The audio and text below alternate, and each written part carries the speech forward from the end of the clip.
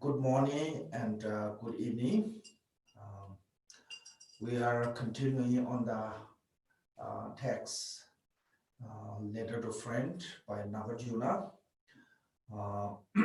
As last time I mentioned, I think all audience who listening here, especially today, are the lay people and called the lay Dharma practitioner, because lay Sangha, or I can call lay Sangha, because in the Buddha himself said,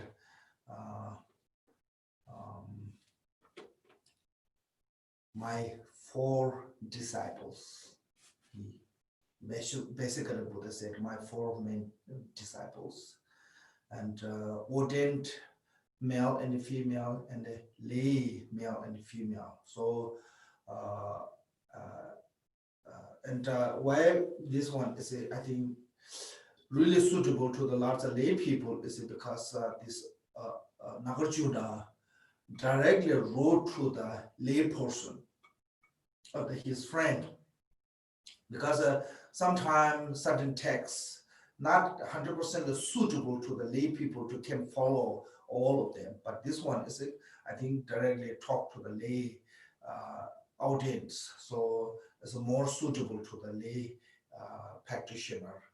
So I think that is what I thought. Okay, but I mean, all the Dharma, basically, when it comes to the Dharma practice, they are not that much different, between the lay or ordained.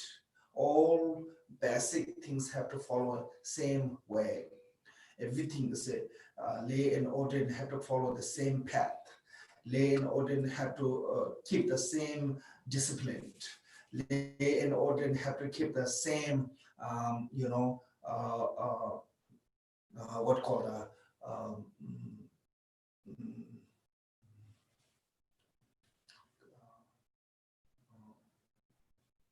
same practice. So there's not much different. But certain things, as last time I mentioned, like for example, when we talk about in the 37 practice of Bodhisattva said, you have to abandon your homeland. Well, lay people, it's a little bit difficult to do that one because they have their own responsibility. So that way, and this text now, okay.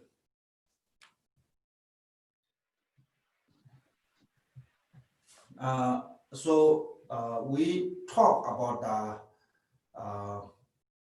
preliminary of the text, but the main text is divided into 2, and we already talked about the faith as a support of the path. Faith is necessary to follow to the path. Like if you going to somewhere, okay, like anywhere, and you have to use public transportation or what call some things. You have to, so when you're using that one, and you have to be trust to the driver. If you don't trust to the driver, then this is really difficult. I think lots of people don't want to travel because you're not trusting to that particular vehicle. What call this? Somebody who control the vehicle.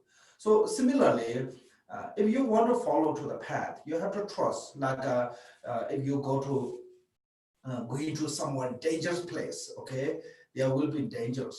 So if you want to go through that danger, how to protect is you need a good guide.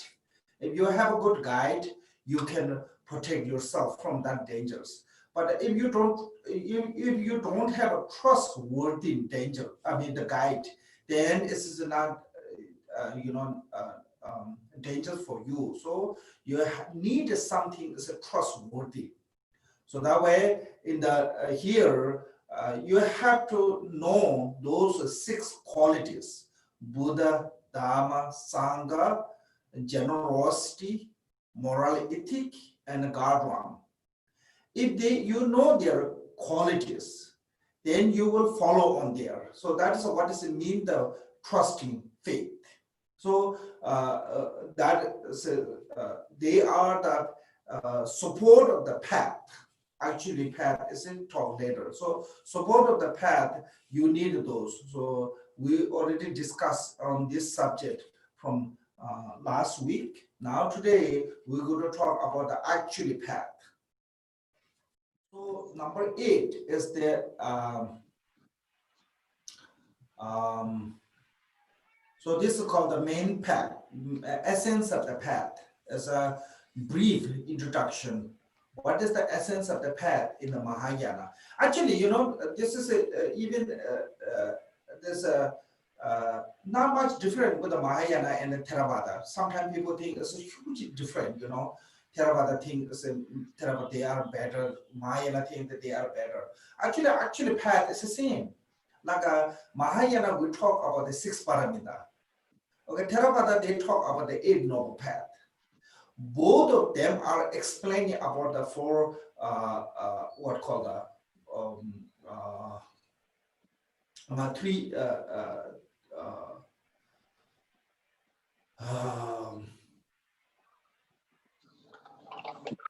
now I forget 3 like moral ethic, mental concentration, and wisdom. So those are same, 8 noble path or 6 paramita.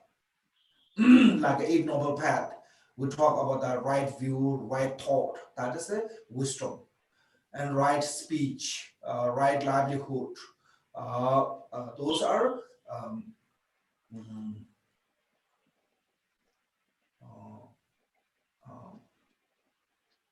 moral ethic, right mindfulness, right samadhi, as a mental concentration, and right effort is a support of all 3. Similarly, in here, in the 6 paramita, generosity, moral ethic, patience are training our discipline, or 3 training, training of the discipline.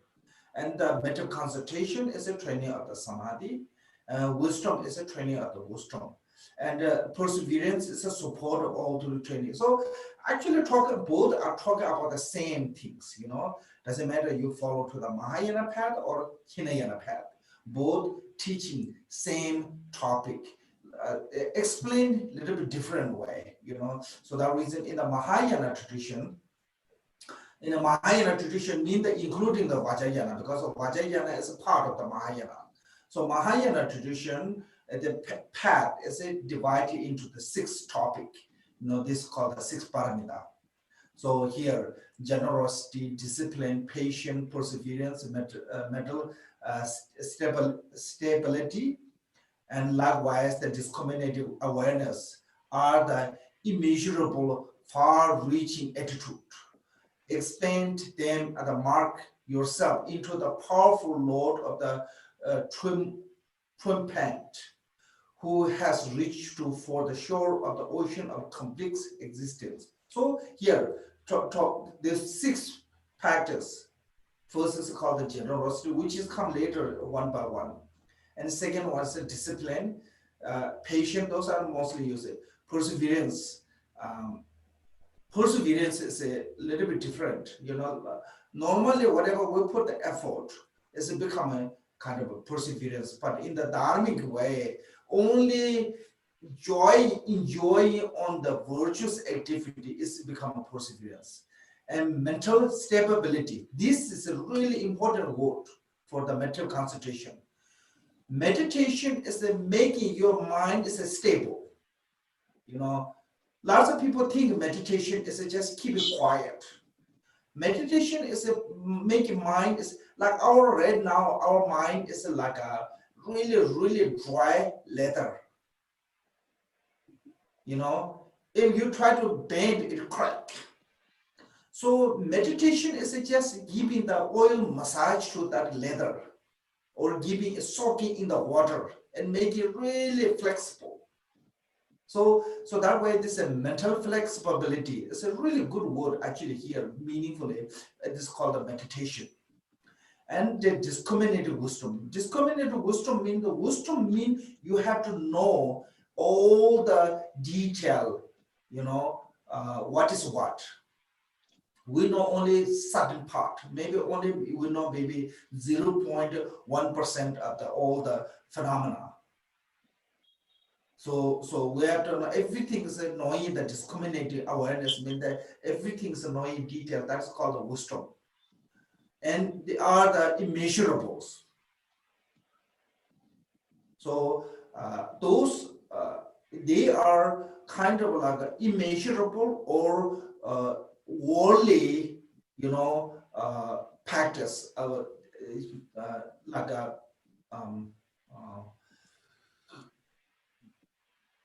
the worldly practice of those as a not compatible, that we call the immeasurable. So then far-reaching attitude, it means the gone beyond the samsara. So this can take you to the beyond the samsara. Far-reach attitude, means that it will take you the beyond the samsara.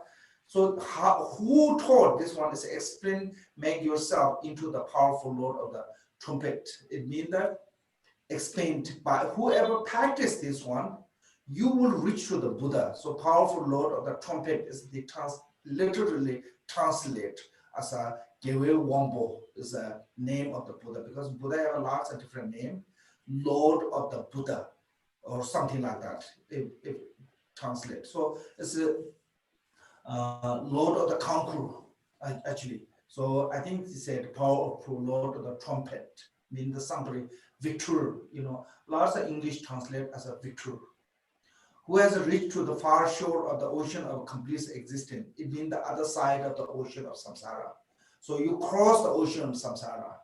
So that way, by whoever practicing these 6 paramita, you will reach to the liberation from this. You will reach to the nirvana and liberating you from the samsara.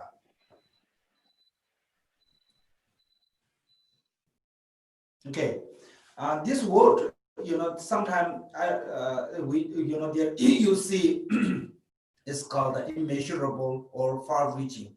So immeasurable is a sometimes translation, commentary explained as beyond the reachable by the Sharvaka and Patigya Buddha.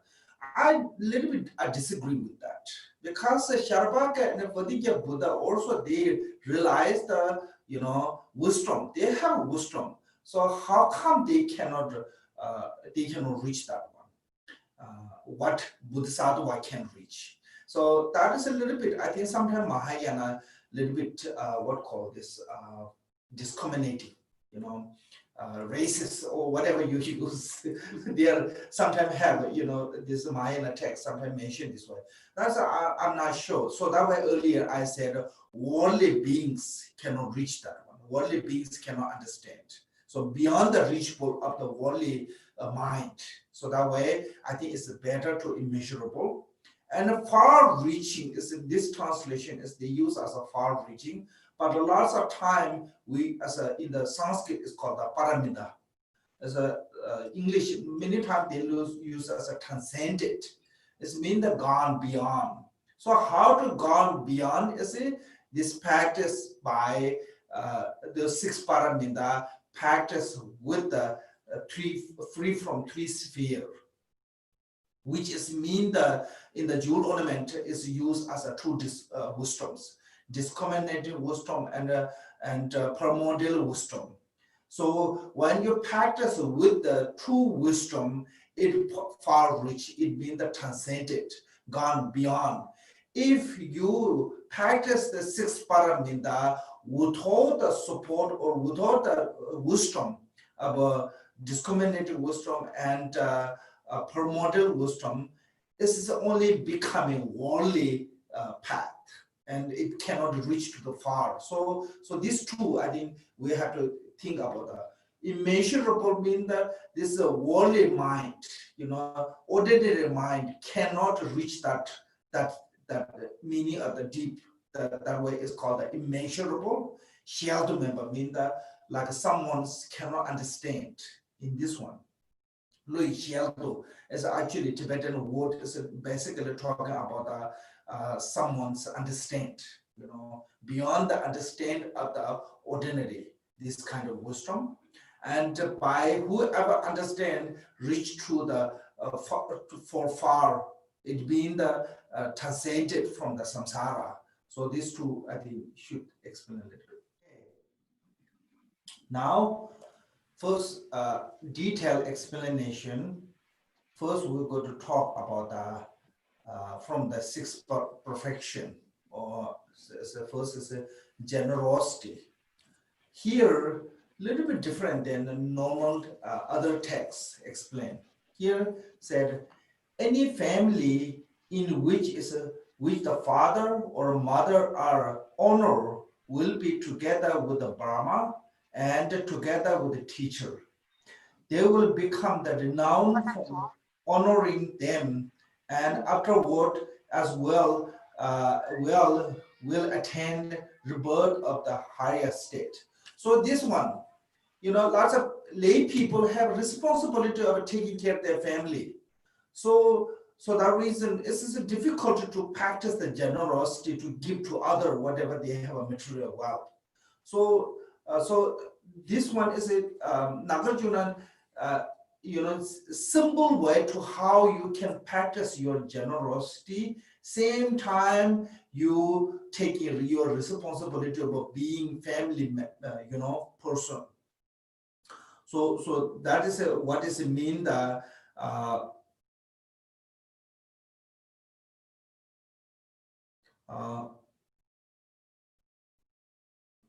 So how to do is the person, if they show the honor or respect or taking care, I mean basically taking care, like providing, especially your father and your mother, providing food, providing clothes, providing shelter, and whatever necessary medicines. All that is, if you do this one, take care of your elderly. That here is a father and mother is talking about maybe somebody is really kind to you, because when we talk about the generosity, object to the generosity, we said like a quality object with quality, which is the like three jewels, teachers. These are object of the quality. An object of the kindness is it our parents or someone who kind to us. And the object of the compassion is someone who really need. So maybe lots of lay people cannot do lots of offering to the pagoda and things like that, or they cannot give to the poor one, but less they can take care of their parents.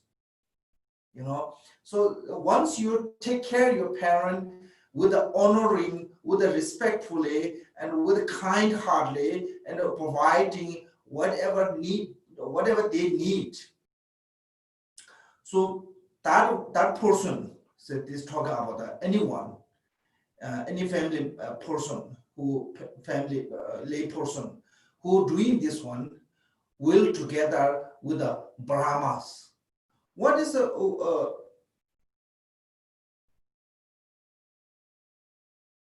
does it mean that it doesn't have a moral in Tibetan is someone who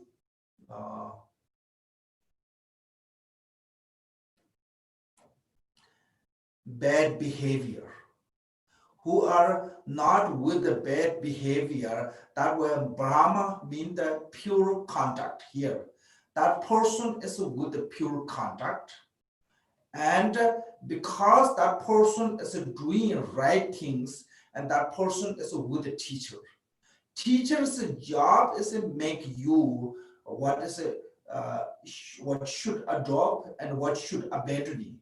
So since you are already doing that one, that means you are with the teacher. So this is what it means, the person who taking care of their parent, respecting them, honoring them, and looking after your parent, that person is with the discipline. So that way, that person with the pure contact of the Brahma, and that person is avoiding all the wrongdoing and doing the right things. That way, that person is with the teacher. So this kind of person who doing right now with this honoring their parent, the father and mother, they will become renowned on honoring them. So in this life, people will say lots of good things about them. How wonderful this person is, taking care of their parents, taking care of their loved one, taking care of their kind one. So everybody said all the good things. And afterward, it means that once you died, you will be reborn in the higher state, mean the higher realm.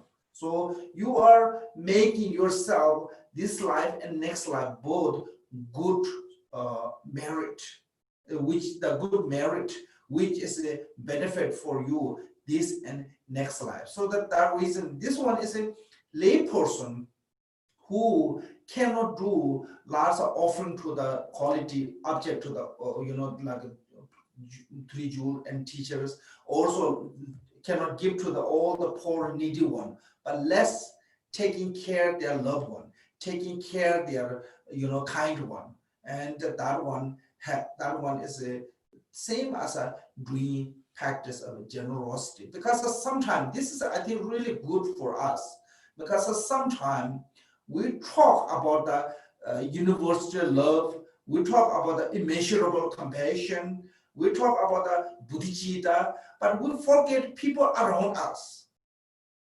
We not take care of people who are around us. We neglect them. People who, it's actually, this is a universal love, immeasurable compassion, bodhicitta, and those are wonderful topic. But actually, we have to do with the small things what we can do around us. If we cannot take care people or anyone, like a people or animal or anyone around us, if we cannot love them, we cannot give them compassion, just forget about the universal love or immeasurable compassion. That is actually becoming lip service. Now is a second is a, so that is the really simple way to how to practice in the Mahayana lay person, how to practice the generosity. So I mean, both is there, your responsibility, and same time your practice of generosity there. If you take care of your kind one, person who kind to you.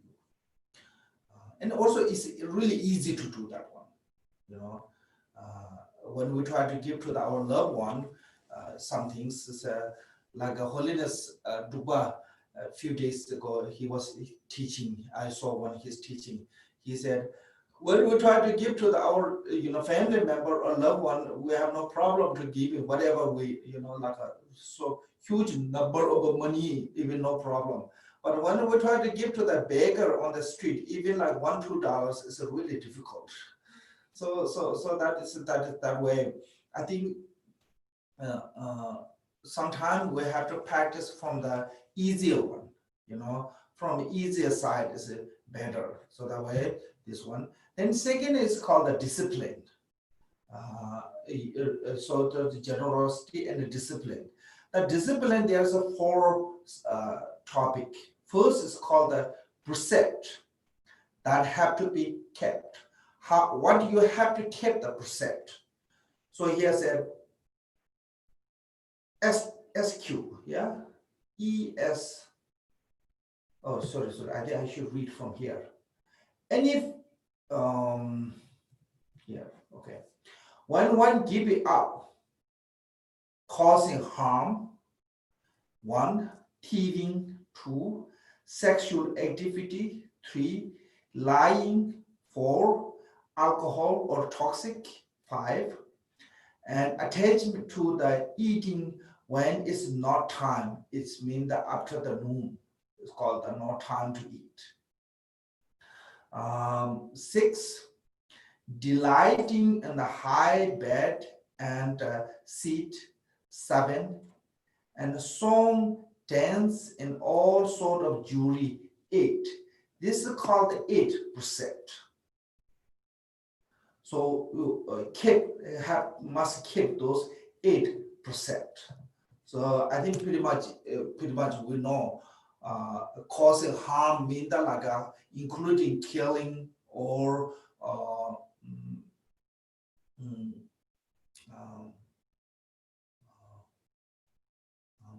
harming other beings, other sentient beings, any kind of sentient beings. TV means that taking away something not belong to you. Sexual activity is like a intercourse, and a lying, especially here called a spiritual lying, like we just come later. We will discuss. I think later is come.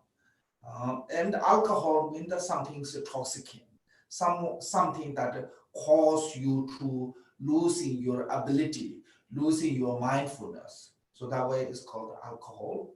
And attached to the eating when it's not time, we just mean that after the noon, like midday, after the midday, then it's called the no time to eat. Once you took this 8 precept, then you should, be not eating after the noon. And don't enjoy on the delight high bed or sitting, delighting in a high bed, or this is sometimes it's called high or expensive. So high is if higher than 1 cubit is called a high bed, or expensive means that made by some kind of really expensive material, So even it's lower than 1 cubit, if it's made by the one expensive material, it's not allowed because it's causing to the attachment. Also, or arrogant, becoming arrogant, and enjoying the song, dance, and sort of jewelry, all those become part of the attachment. So main point in the here, discipline or moral ethic is really working on generally all the afflicted emotions, particularly attachment, is the main focus to antidote of the attachment is the Buddha taught the moral ethic. So that reason. Sorry about that. For her. So okay, so for men and a woman, this is why is a man and a woman? Because especially talking about 3 what about this 3 continents. So because the northern continent is they're born with the karmically and they live with a life is a much better than us. So at some point, they are not really suitable to practicing those. They don't have those problems. They live like almost like a god realm, and they have a lifespan as exactly. So that way they don't really need to practice. That's the problem for them. So that way, in the three continent, like east continent, south continent, north continent, and human beings, male and female, who keep this eight percent. This 8% is called the 8 branch vow. Emulate is, I'm not sure this emulate word is correct or not. So here said to on those 8 branch, the emulate, that emulate mean the ethically discipline of the liberated arhat, which is mean that actually we follow like those arhat. What it means? Those arhat, they kept this 8%, that way they achieve the arhathood. So if we want to become an arhat, which is mean the nirvana, liberation, then we must keep this 8%. So that way the ethical discipline will liberate arhat. This 1 day precept will bestow on men and women an attractive body of desire and God. So it means the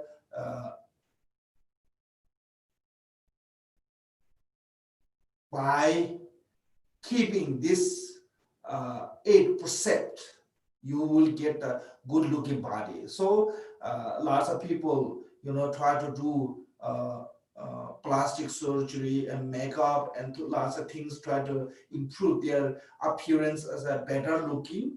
But that one is a temporarily help, if long term, if you want to be really good looking, and this is the best way to make the make good looking. So like keeping those 8%.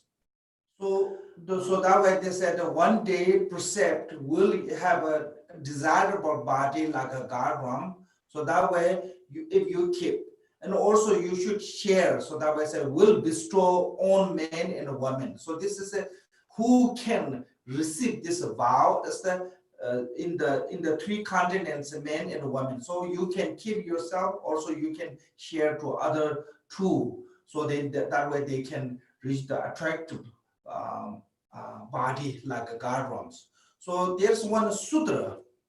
It's called sutra name is called the Indra Request Sutra. So in the Request Sutra, Buddha said, especially time to keep this vow is a waxing moon. Yeah, waxing moon. 8th day of a waxing moon. Like every lunar day, lunar month, 8th day. Or Chutidawa is called miracle month, which is the lunar first month, because Buddha show from the first 2 until the 15, every day Buddha show miracle power each day. So in those times is especially effective. Buddha said should anyone who keep this 8%, and Buddha what said that person is in future is becoming like me. Not just only this one is what I'm saying is not just only reach to the God realm. More than that is actually we have good chance to become like a Buddha, because Buddha himself said from the sutra, which is required by the Indra. So in Tibet, lots of people do Yungne retreat, because when the Yungne retreat, every day you take this precept. Lots of people do Yungne retreat on the lunar first month. Which is mean the first day to until the 15th day is called the 8th pair of Yungne. So I think this is the main reason Buddha mentioned from that sutra. Now, as a second from the discipline, is called the getting rid of incompatible trait. It means that something is a, you know, opposite of the discipline. Something is opposite for the discipline. So what is the opposite of the discipline or some incompatible trait is view as enemies. So these are the is a true enemy are those lists: stinginess, guile, pretense, attachment, lethargy, lethargies, false pride, lust, hatred, and conceit over greatness of a castle, physique, education, youth, or power. So these are your enemies. This in the Dharma, like first one is called here is as a list as a stinginess. Stinginess, as a Kambaba said, whatever you give to the other is your. Whatever you keep in the home is not your. So stinginess is causing you to lots of negative karma. So because of this life, it make you more miserable about how to protect them. And the next life, because of your stinginess, you may be reborn in the hungry ghost. So that way, a stingy is your enemy. And goel.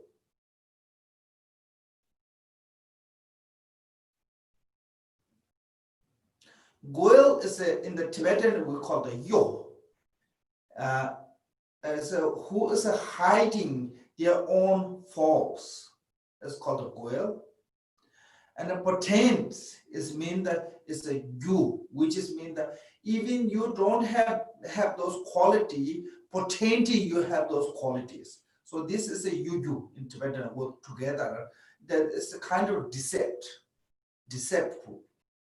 Then attachment. Attached to your body, attached to your wealth, you attach to the whatever positions, that's called the attachment. Then third one is lethargy. It's mean also sometimes it's translated as a laziness. This is a lethargy is mainly talking about just doing nothing.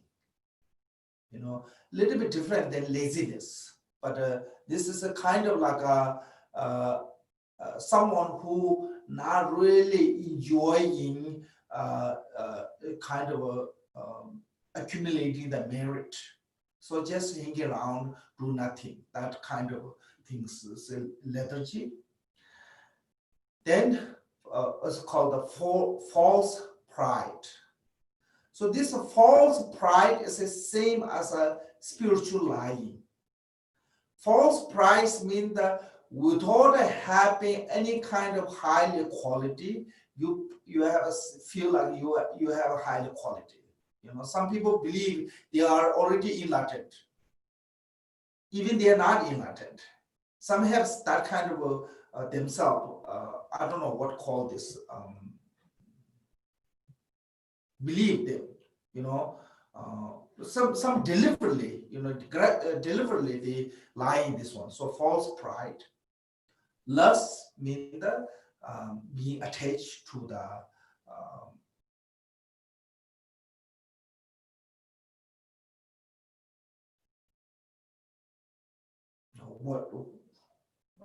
attachment on the desirable object.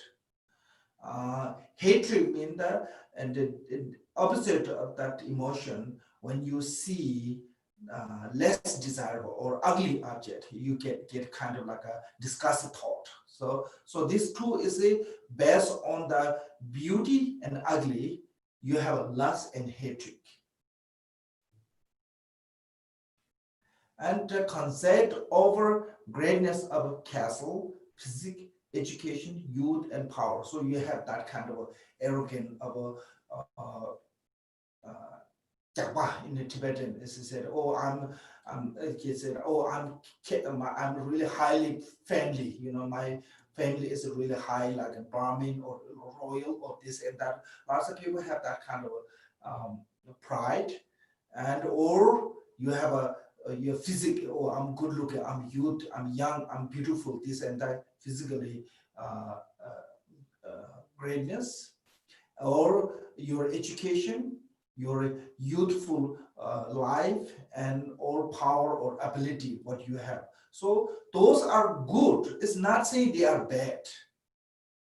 But when you have a concept over greatness, over them, greatness of, oh, I'm great this way, I'm great, that is becoming arrogant, that is becoming pride, and only that bring to the negative. So in the Dharma, especially Dharma practitioner, if you are overshadowed by this kind of a negative emotion and you improving your Dharma is really difficult. So you have to break that one. Like what the Dharma practitioner is, like if you are learning Dharma, okay, I give you an example.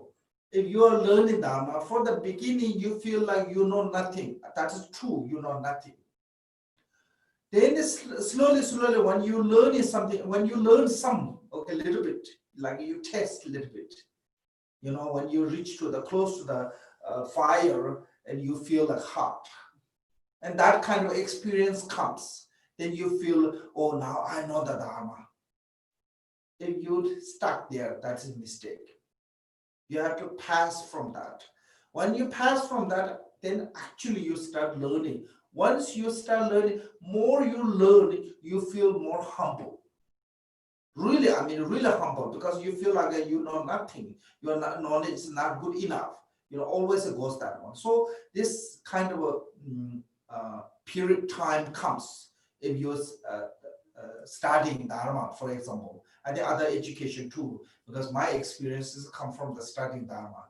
So at the first period time, you feel like you are the most idiot one, no nothing. But then second period is when you start to know it, then you feel so arrogant. Oh, I'm the great. I know everything, this and that. But then when you pass from that, then you feel like, oh, I know nothing. So that way, if you start there, then you will never learn anything.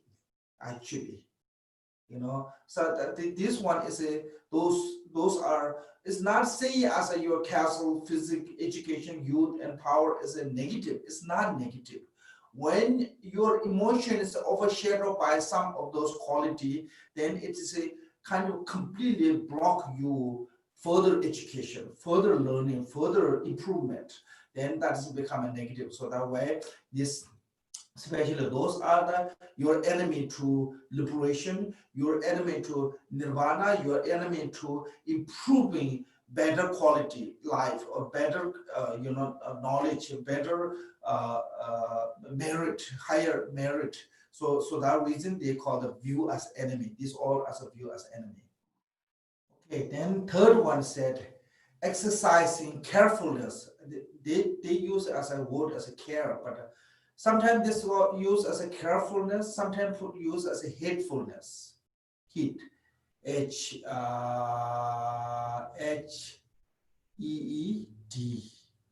heedfulness. Okay, so said regarding what is the compatible with a discipline. So for the support of the discipline, you need the carefulness. So that is what mean that. So that way here said, it says, sage has proclaimed, the Buddha said, that caring, I think maybe carefulness is the mental stain for the nectar of immortality, which is mean the immortality is talking about the liberation, free from the death. So that way, if you want to be liberated, then you need this carefulness. Carefulness is one of the virtues taught. It means that you are really aware of what is the negative or what is the positive, and you are really careful to make sure you are not what called involving to the engaging on the negative. So that way, heedful or careful. So I think a little bit different than just caring, you know. Carefulness, while not careful, is the standing of the death. it means the samsara. We are not careful. Why? Because we are not aware of, our consciousness is not aware of what is right, what is wrong. And lots of time we believe the wrong as a right. Because of that reason, we're creating negative karma. Once we create the negative karma, we will be continuing in the samsara with the misery of suffering. So that reason is called the careless is the death. It means the samsara. Therefore, the boost your constructed dharma measure. It means the constructed means the good deed, like the meritocratic activities. You need to have a caring attitude, the carefulness attitude, always to being appreciative. Is all mean the respectfully. And there's some other translations as respect. So it said, be careful consistently with the respect.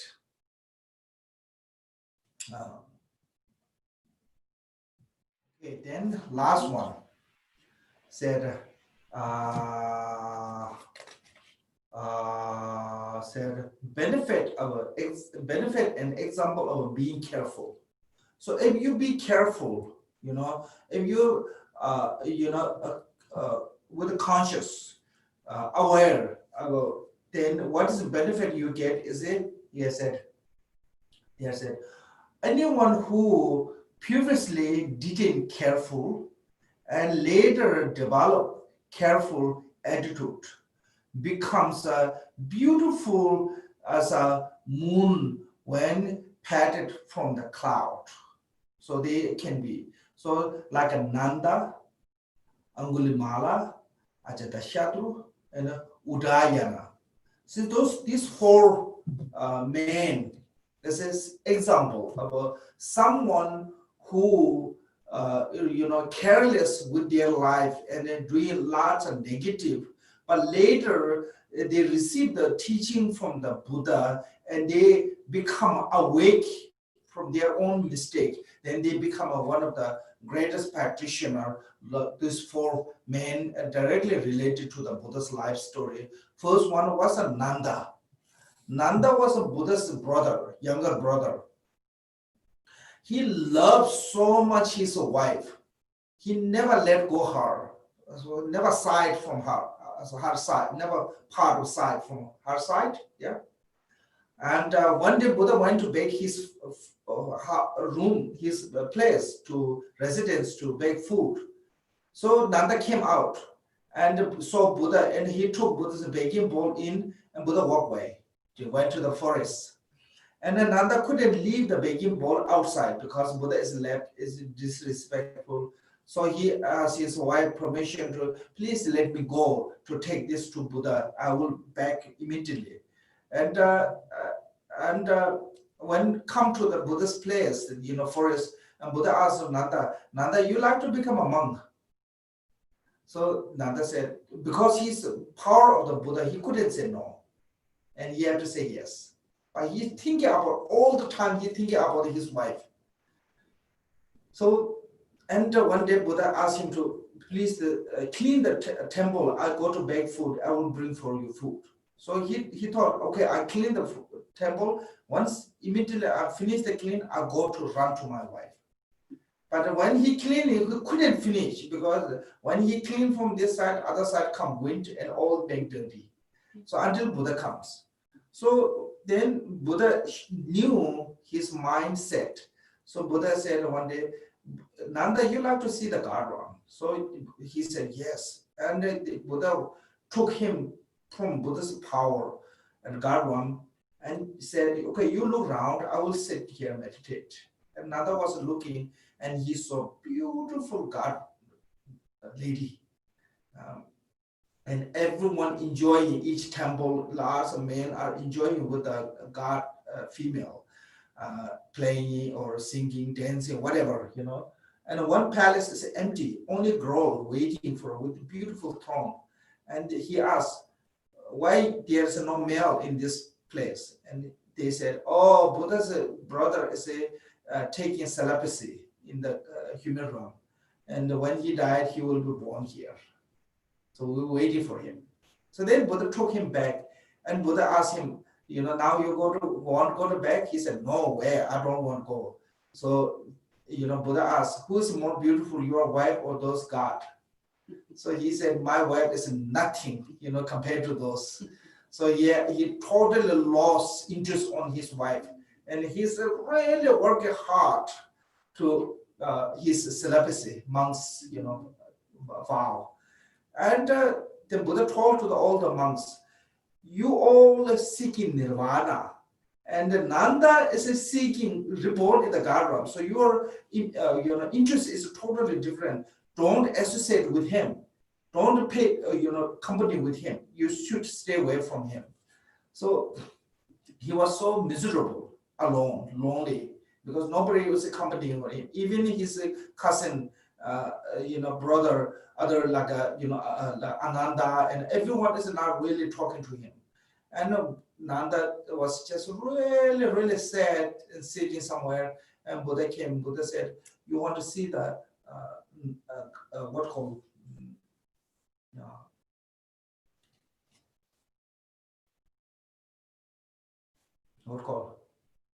hell?" So then Buddha took him hell, and there are lots of animal sentient beings are cooking in the boiling metal liquid. And one part is empty, they're boiling water. And he asked, why is there no sentient beings? They said, a messenger of the Yama said, oh, Buddha's brother is taking celibacy. He will born in the Garram. After he born in the Garram, he will born here. So we're waiting for him. So he feels so fear. So after that, he become one of the most successful control of sense. Buddha's a disciple. There's one most successful control of sense faculty, and he became pure contact holder. So like that, first he was so attached, but later he became one of the most successful pure contact holder of the Buddha's disciple. The same thing say with the Angulimala. He killed that many people, but after Buddha's teaching, he realized he was wrong, and he changed, and he become even the name is become a kind of peace lover. Even his name changed. And Ajatashatru, he killed his father, but later he regretted his heinous crime, and he became one of the great Bodhisattva. Then Udayana is he killed his mother because he liked one girl. She is already married, but when his mother tried to stop him, he killed his mother. Later he became a monk, and everybody asked him, why you are so much working hard to the meditation? And he said, I'm not same as you. I killed my own mother. I have to liberate from that. So then Buddha heard that one, and Buddha said, you are bringing bad reputation of the monkhood to buy this kind of action. So you have to go away from this. So he won't go away, but the point is even that kind of person who can kill because of the desire, his mother later become a great practitioner. So those four people are example. No matter what we have done in the past, it's a past. No one can undo. But the future is, if we change, there will be greater, benefit can come. It doesn't matter who they are, because sometimes people, we have this kind of a attitude of when somebody have done something wrong, no matter how much that person do good things, never get the reward, never get the acknowledge, always look as down on that person. So whatever they've done in the past is a past, but what they're doing now and what they're becoming in the future is different. So that way, if you become careful, if you're aware of who you are and you becoming careful or hatefulness, then no matter what you have done, you can change your future. So like those four people. So being careful and a lack of careless, being careful and careless is that different. If you did careless, you do heinous crime. And when you do the careful and you become careful, even you can achieve the arhat too. So that way, this this four is an example of how much you can change by being carefulness.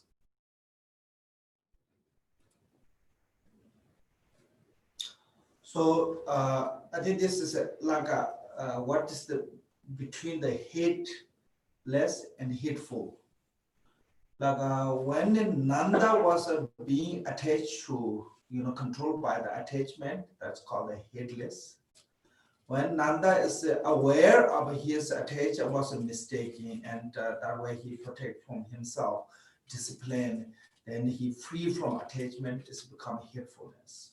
Same thing as Ajatashatru, when he was anger, aversion, he killed his father, but later he aware of then hatefulness, become hatefulness. It's also Angulimala as a ignorance. So Nanda is controlled by the afflicted emotion of attachment. Angulimala is the ignorant. Ajatashatru is anger, and Udayana is both attachment and aversion. So that is how they, when they are overpowered by those clash or afflicted emotion, they become headless. And once they free from that kind of emotion, afflicted emotion, they become hateful. So that is what is mean here. I'm not sure word care or careful is the same or not. Here, word what we're using careful mean as they say is a make sure, be careful that you don't do all those negative emotion, don't follow to the negative emotion and negative karma controlled by those negative emotions. So that's what is careful.